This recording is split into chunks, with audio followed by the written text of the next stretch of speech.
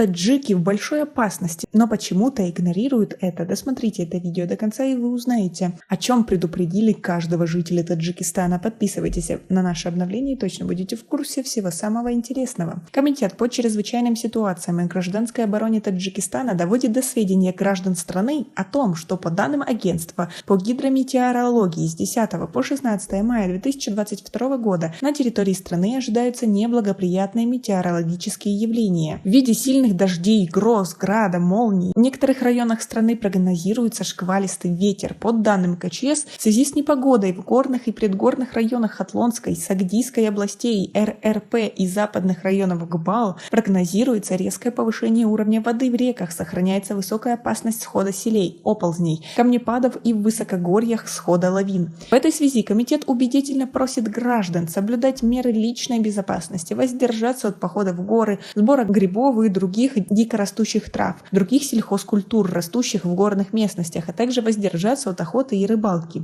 Также неустойчивая погода осложнит выпас и содержание скота на пастбищах. В целях предотвращения падежа домашнего скота от стихийных бедствий в этот период КЧС просит воздержаться от выпаса скота в горных и предгорных участках, а также в селеопасных зонах. Комитет просит население во время грозы и молний держаться как можно дальше от электропроводки, антенн, избегать использования телефона, в том числе сотового и электроприборов, ведь если не придерживаться этих правил, то можно попасть в очень затруднительную ситуацию, если и вовсе не потерять жизнь. А как вы относитесь к тому, что многие таджики игнорируют эти предписания? Свои ответы напишите нам, пожалуйста, в комментарии. А в городе Турсун-Заде продолжаются работы по ликвидации последствий стихийных бедствий, сообщили в пресс-центре Комитета по чрезвычайным ситуациям и гражданской обороне. Как ранее сообщалось, в ночь с 5 на 6 мая 2022 года в результате обильных осадков повысился уровень воды в реках Каратак, Ширкент, каналов Ходжанак-Широн, Заркамар и Мулашоди,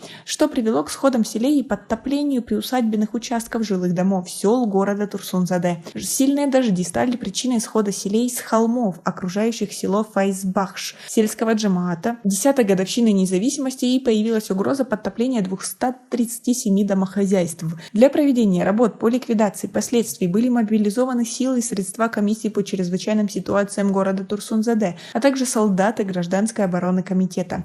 Для предотвращения последствий схода селей на место выехала оперативная группа во главе с заместителем председателя КЧС Ибрахимзода и городская комиссия по ЧС. Население было временно эвакуировано в безопасные места. Жертв, к счастью, нет. Незначительный ущерб нанесен и горным районам Сагдийской области по городу Гисар и району Рудаки. Сейчас ситуация в республике более или менее стабильная. На селеопасных участках ведется наблюдение. Проводятся профилактические и восстановительные работы в пострадавших селах. На 10 мая 2022 года силами, средствами КЧС, местных органов государственного управления и населения сельских джамаатов города Турсун-Заде проведены работы по ликвидации последствий стихийного бедствия. А как вы относитесь к тому, что люди, живущие в предгорных участках, находятся в постоянной опасности? Как вы думаете, можно ли этого избежать? И что должно делать правительство? Свои мнения и мысли напишите нам, пожалуйста, в комментарии. У нас пока на этом все. Оцените наше видео подпиской и лайком. До скорой встречи!